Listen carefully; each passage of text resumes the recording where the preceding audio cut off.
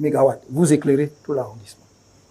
Donc ça, c'est pas pour l'industrie ou alors pour la micro-industrie. Je parle pour vous qui pouvez faire des entreprises de taille importante qui avaient besoin de beaucoup d'énergie. On va donc refaire les barrages. On va continuer à faire les barrages. Mais à côté de ça, c'est un mix énergétique. On va utiliser les centrales à gaz.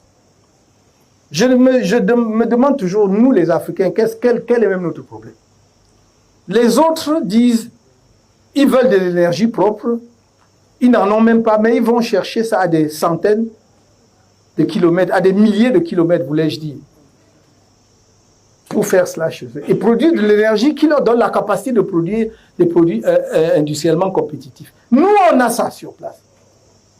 Le Cameroun est un pays qui produit du gaz. Et je vous dis, suffisamment pour alimenter des centrales à gaz, pour alimenter son industrie.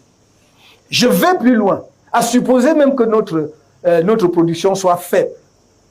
Nous avons deux grands producteurs de gaz qui sont nos voisins. À gauche, le Nigeria, à droite, la Guinée équatoriale. Et quel est notre problème?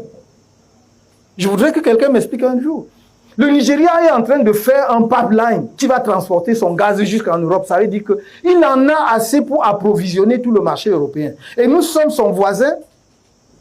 Donc ça veut dire que nous sommes capables de négocier ou de discuter avec eux si nous n'avions pas assez de gaz. Et je crois que ce n'est pas le cas. Mais si nous n'avions pas assez de gaz pour dire approvisionner, pourquoi on ne le fait pas? Et je dis pareil avec la Guinée équatoriale. Moi, j'ai visité à Punta del Europa, comme ils appellent. C'est tout un site industriel qui est presque comme la ville de Douala. Vous visitez ça en voiture, vous ne pouvez pas aller à pied. Où ils produisent de l'ammoniac et tout. Ils ont dit, mais pourquoi, à partir du gaz, évidemment, pourquoi est-ce qu'on fait comme si nous étions un orphelin dans le monde, il n'y a personne? Non. Donc, il faut utiliser cette énergie-là pour mettre de l'énergie à un prix compétitif à la disposition de l'industrie camerounaise, des industriels camerounais. Et à côté de cela, évidemment, dans le mix, on ne peut pas négliger totalement des trucs comme le solaire. Moi, je ne peux pas tout miser sur le solaire parce que les expériences montrent aujourd'hui, depuis dans le monde, qu'il y a des ratés terribles là-dessus.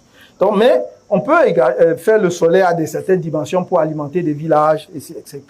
Voire même l'éolienne, pourquoi pas. Le long de certaines de nos routes, on peut mettre justement des poteaux pour les éoliennes. Et même, les études avaient montré à l'époque un coin comme le mont Bamboutos, et même presque, j'allais dire, la chaîne jusque dans les monts Mandara, sont très favorables pour accueillir de l'éolienne. Voilà le mix énergétique. Notre objectif étant, très rapidement, de mettre en capacité 1500 à 2000 MW, très rapidement, à la disposition de l'industrie camerounaise pour pouvoir atteindre les objectifs que nous visons.